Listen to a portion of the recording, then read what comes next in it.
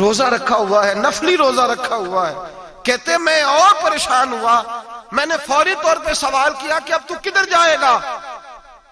تو کہنے لگا اب میں کہیں نہیں جاؤں گا، میرے ایک دن کا خرچہ میرے ماں باپ نے جو ڈیوٹی لگائی ہے وہ 3 دینار ہے، پورا ہو گیا ہے. اب میں باقی جو وقت بچے گا یا قرآن پاک کی تلاوت کروں گا یا محمد عربی پہ درود و سلام پڑھوں گا. میں نے کہا افطاری کر لینا. کہنے لگا مجھے مسجد بتا دو، میں جا کے اللہ اللہ کرتا ہوں، مجھے شام کو لے آنا. افطاری ہمارے ساتھ اس کی طے ہو گئی، مسجد چلا گیا. مغرب بعد لینے گیا تو کہنے لگا عشاء کے بعد آنا. اب تو میں نے پانی سے افطار کر لیا، کھانا کھانے جاؤں گا تو جماعت رہ جائے گی. کہتے ہیں عشاء کے بعد میں لایا، اس کو کھانا کھلایا. رات گہری ہو گئی تو میں نے کہا تو سو نہیں جاتا؟ کہنے لگا کوئی عرض نہیں، کبھی دور مزدوری کرنے نکل جاؤں تو رہ بھی جاتا ہوں، گھر والوں کو پتا ہے. کہتے میں نے مسافر خانہ کھولا، یوں سمجھیے ڈرائنگ روم بیٹھک میں نے کھولی، اس کو سلا دیا.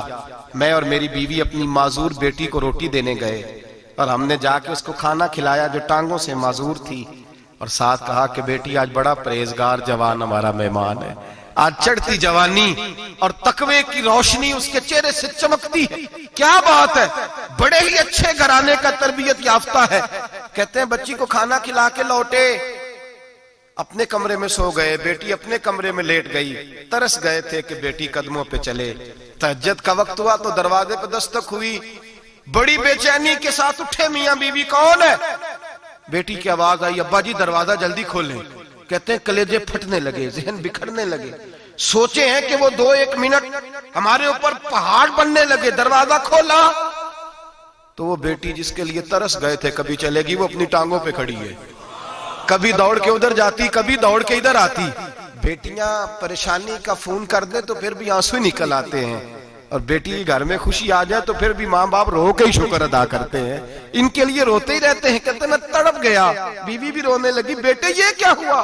ہم تو مایوس ہونے لگے تھے معاذ اللہ کہ اب تو ٹھیک نہیں ہوگی، کیا ہوا؟ کہنے لگے ابا جی اماں جی آپ نے بتایا نا نیک جوان آیا ہے، نیک آیا ہے. تو میں آپ چلے گئے تو میرے دل میں خیال آیا اے اللہ اگر وہ واقعی نیک ہے تو اس کے صدقے مجھے شفائی عطا فرما دے. یا ایھا الذین آمنوا اتقوا اللہ وابتغوا الیہ الوسیلہ، اے اللہ صحت ہی دے دے. کہتے ابھی میری دعا بھی پوری نہیں ہوئی کہ میرا وجود حرکت کرنے لگا، اور یہ دیکھو میں اٹھ کے کھڑا ہو گئی ہوں. کہتے ہیں ہم لوگوں نے یہ دیکھا تو بھاگے اس کے کمرے کی جانب. جب دروازے پہ ہاتھ رکھا تو دروازہ کھل گیا. آگے گئے تو پلنگ خالی تھا، ایک رکا چھوڑ گیا ہے. کہنے لگا مجھے پتا ہے میری حقیقت کھل گئی ہے، میں تو اللہ کا بندہ ہوں. اگر تمہیں مجھ سے ذرا بھی پیار ہو گیا ہے تو پھر میرے پیچھے نہ بھاگنا، اللہ کی بارگاہ میں جھک جانا، پھر گناہوں سے توبہ کر لینا. کہا وہ تربیت یافتہ جوان آیا ہے اور مجھے بدل گیا ہے. میرے بھائی ماں باپ کی ذمہ داری اولاد کو نکھارنا ہے، ان کو سنوارنا ہے. روزی روٹی کی ذمہ تو اللہ تبارک و تعالی نے لیا ہوا ہے. جو ڈیوٹی اللہ کی تھی وہ معاذ اللہ ہم نے اپنے ذمہ لے لی ہے. اولاد کو رزق حلال کی تربیت کریں، انہیں حکم دیں کہ وہ ہاتھ نہ پھیلائیں، انہیں کہیں کہ وہ محنت کر کے کھائیں، لیکن اصل تو ان کا اخلاق سنوارنا ہے. بچے ہمارے ان کی پوزیشن اتنی خراب ہو جاتی ہے، ہم لاڈ پیار میں اتنا ضدی کر لیتے ہیں. جب جس بچے کا ماں باپ کے ساتھ گزارا نہیں، بتلائیے وہ بیوی کے ساتھ گزارا کرے گا؟ جس کا ماں باپ کے ساتھ وقت نہیں گزرتا وہ بہن بھائیوں کے ساتھ گزارے گا؟ جس کا ماں باپ کے ساتھ وقت نہیں گزرتا وہ کولیگز کے ساتھ وقت گزارے گا؟ کس طرح وہ اپنے آپ کو، میرے نبی کریم سید عالم صلی اللہ علیہ وسلم نے ڈیوٹی لگائی کہ ماں باپ اپنے بچے کی تربیت کریں، انہیں اللہ سے جوڑیں. تکلیف میں وقت گزارا جناب اسماعیل نے.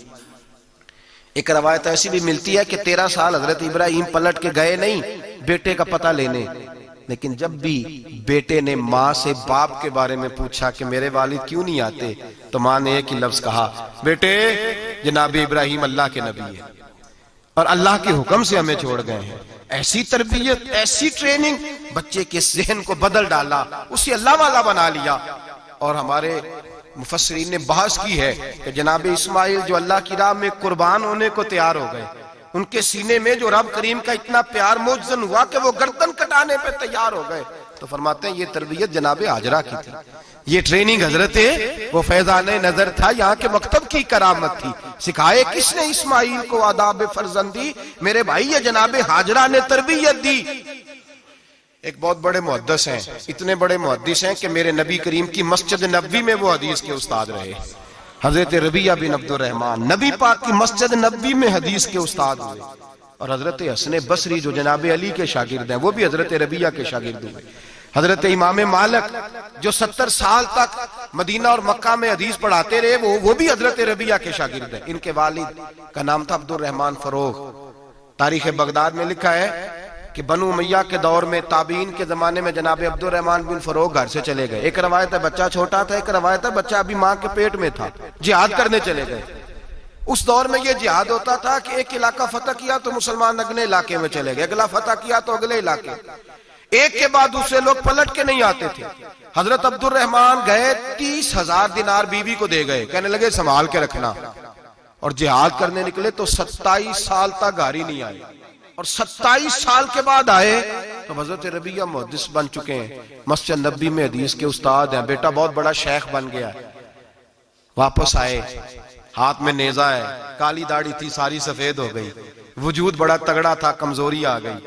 آئے, نیزہ پکڑا ہوا ہے, گھوڑے پہ بیٹھے ہیں, مدینہ منورہ میں گھر ہے, دروازے پہ دستک دی. حضرت ربیہ نے دروازہ کھولا, اندر داخل ہونے لگے تو کہنے لگے بابا تو کدھر گھستا آ رہا ہے؟ کدھر؟ اس نے کہا تو پیچھے ہٹ, تو میرے مکان پہ کب سے قبضہ کر کے بیٹھا ہے. بات تیز ہونے لگی, آواز تھوڑی بزرگوں کی بلند ہونے لگی تو اندر سے زوجہ نے سن لیا. وہ دروازے کی اوٹ سے دیکھنے لگی تو پہچان گئی, کہنے لگی ربیہ پیچھے ہٹ جا, یہ کوئی غیر نہیں ہے, تیرے والد گرامی ہے, یہ تیرے والد ہیں. اندر آئے, باپ بیٹا ملے, عصر کی نماز کا وقت ہو گیا, بڑا روئے. 27 سال کے بعد باپ لوٹا, 27 سال کے بعد بڑے روئے. نماز کا وقت ہوا تو حضرت ربیہ جلدی سے وضو کیا, مسجد نبوی شریف چلے گئے.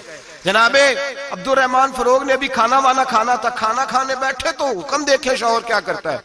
یہ نہیں پوچھا کہ 27 سال حال کیا رہا, پوچھنے لگے میں تجھے 30,000 دینار دے گیا تھا, وہ کدھر ہے؟ تو زوجہ کہنے لگی کھانا کھا لو, عصر کی نماز پڑھ کے آؤ, پھر بتاتی ہوں پیسے کہاں ہیں.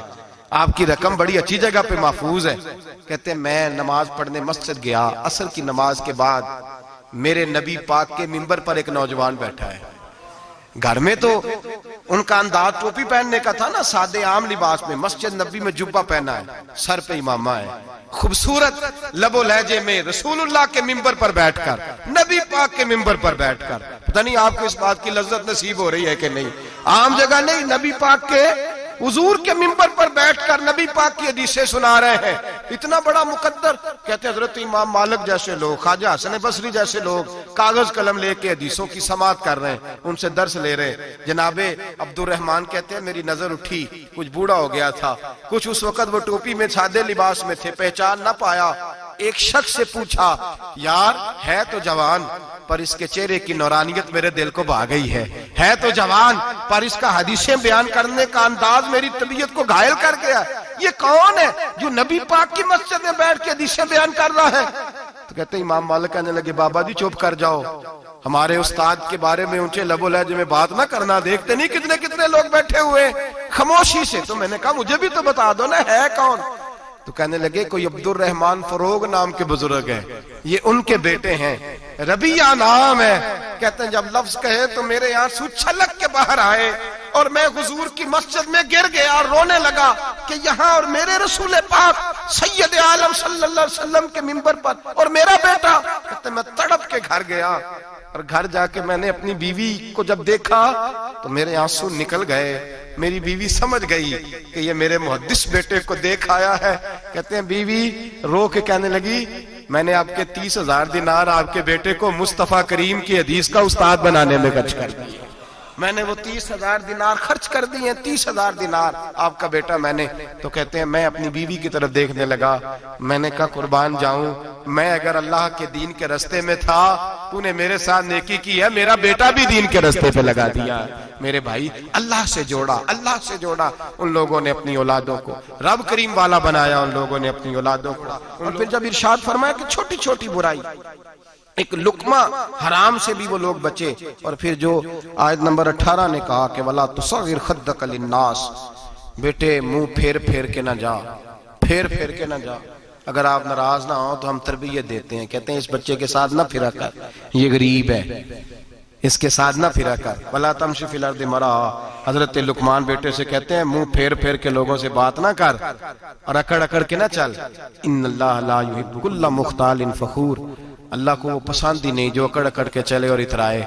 ابھی بھی رواج ہے, کہتے ہیں دوستی لگانا تو اپنے برابر کے دوستوں سے، ایسے نہ وہ ہمارا سٹیٹس ہی نہیں، ابھی بھی وہ فرق، جو تو سید بھی ہو، مرزا بھی ہو، افغان بھی ہو، تم سبھی کچھ ہو، بتاؤ کہ مسلمان بھی ہو۔ عاجزی کا درس دیا اپنی اولاد کو، عاجزی کا، ان کو ادب سکھایا، ان کو انکساری سکھائی، لوگوں کے اندر مل بیٹھنے کا درس دیا۔ جو آدمی انکساری والا ہوتا ہے، عاجزی والا ہوتا ہے، یوں سمجھو اسے شہد لگا ہوا ہے، دنیا خود اس کے پیچھے بھاگ بھاگ کے آتی ہے۔ جو سب کے ساتھ اس نے سلوک کرنے کا عادی ہوتا ہے، لوگ اس کے گرویدہ ہو جاتے ہیں۔ لیکن جس آدمی کو آپ اکڑنا سکھا دیں، جس بچے کو آپ کہیں بس تو ہے اور کوئی بھی نہیں، اس کی اپنی زندگی بھی اس کے لیے پریشانی والی ہو جاتی ہے۔ میرے نبی رحمت سید عالم صلی اللہ تعالی علیہ وآلہ وسلم نے ارشاد فرمایا، کسی باپ نے اپنے بیٹے کو جو سب سے اچھا تحفہ دیا ہے وہ یہ ہے کہ اس نے اپنے بچے کو اچھا ادب سکھا دیا ہے، اپنے بچے کو اچھا۔ حضرت لقمان کہتے ہیں بیٹے منہ پھیر پھیر کے باتیں نہ کرنا، زمین پہ اکڑ اکڑ کے نہ چلنا، اللہ کو اکڑنے والے لوگ پسند۔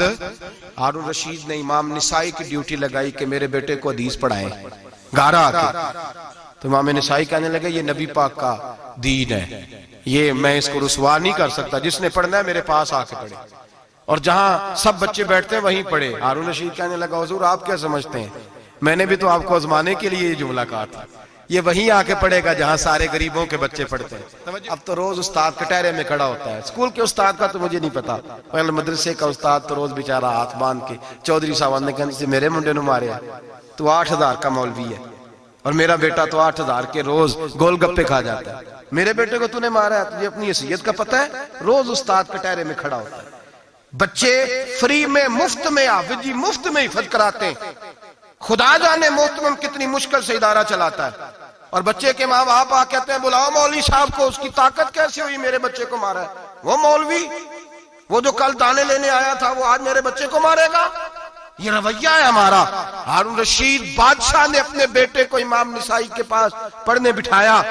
ایک دن حضرت کہاں لوگ کہتے بس بس بیٹا ٹھیک ہے، سیدھا سیدھا تو دین سیکھ کے آیا، ایسے کسی درویش کا مرید ہونا اور کسی عالم کی نوکری کرنا، اب تو بالکل ٹھیک ہے، پیر اساں بھی رکھے نے، یہ کہ تیرا طریقہ ہے، تو پیچھے ہی لگ گیا ہے، یہ کس طرح کا تیرا رویہ ہے؟ ہارون رشید بادشاہ، ہارون رشید وقت کا مطلق العنان بادشاہ، امام نسائی ان کے بیٹے کے استاد ہیں، امام نسائی رحمت اللہ علیہ کے پاس بیٹا پڑھتا ہے۔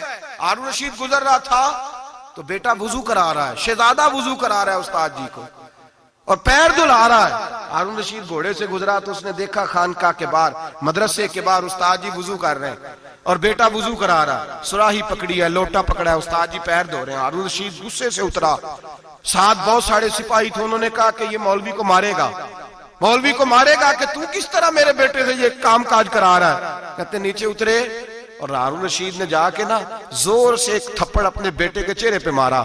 بیٹا کہنے لگا ابا جی میری غلطی کیا ہے؟ فرمانے لگے تجھے پتہ ہی نہیں تو کس شخص کے پاس پڑھتا ہے؟